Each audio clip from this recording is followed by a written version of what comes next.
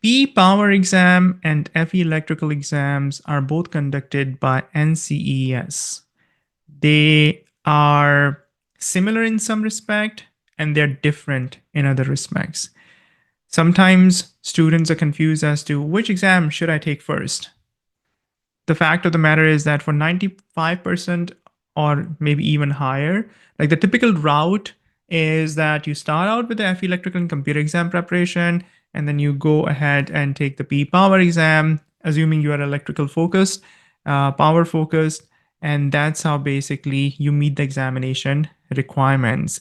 I'm also going to take this opportunity to explain you what is typically the more optimum strategy in terms of tackling these exams from the standpoint of ideally when you should be taking F electrical, ideally when you should be taking PE power, should there be any gap in between?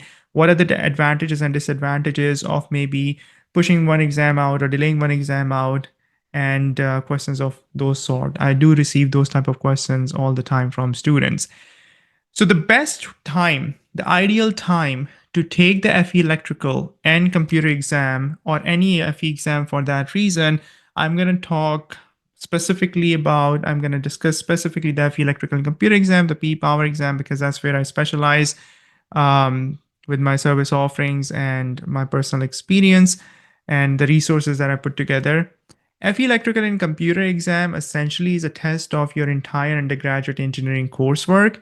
So even if you're taking this exam in the final year of your undergraduate engineering, then even in that scenario, there will be certain topics that may not be as fresh in your mind because, for example, microelectronics, electronics part 1, electronics part 2, typically circuits 1 is taken in the first year of second year of undergraduate electrical engineering coursework. So even if you're in fourth year, you're 2 years kind of removed from the very first class that you took on circuit analysis, not to mention mathematics and specifically your derivatives and integration and whatnot. So long story short, the best time to take FE electrical and computer exam is when you are still in your final year of studies or you have recently graduated. Okay. That is ideal scenario. And things don't always work according to ideal scenarios. What is the next best time to take the exam? Today. Okay. Or to get started with exam preparation today. Because the more you push this particular exam out, right, more specifically the FE electrical and computer exam, the more you will be removed from your undergraduate engineering coursework. And the more difficult it becomes to prepare for this exam. Not only that, about 80-90% of the students, sometimes even higher, at any given time who are in my program are actually working full time. And this number is even higher for the PE power because um, you've already passed that electrical and computer exam, and chances are that you're working full time. So more than 90% of the students who are in my P Power program are working full time. So when you look at it through the lens of time availability, energy, focus availability, then as the years go on, the time constraint becomes more and more critical in terms of your exam preparation. So the message over here is that the best time to take the FE electrical and computer exam is, or for some of you, or was for some of you when you graduated, right? And the next best time, if you really want to pursue the P license, is to get started with exam prep as soon as possible.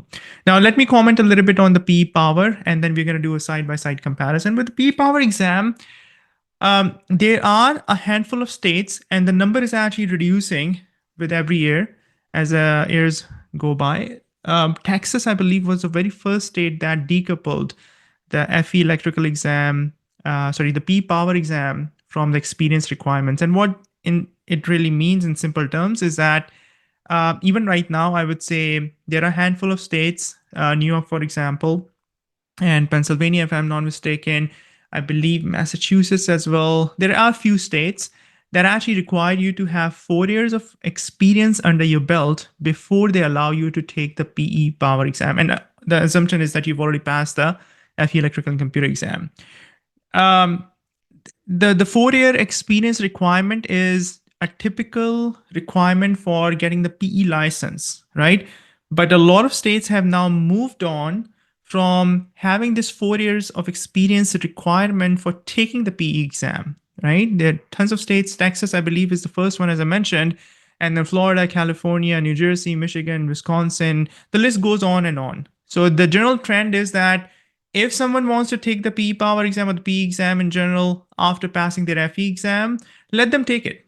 Okay. The thought process behind that 4 year experience requirement essentially is that there is about 20-30% of the exam, and the specifications are updated every now and then.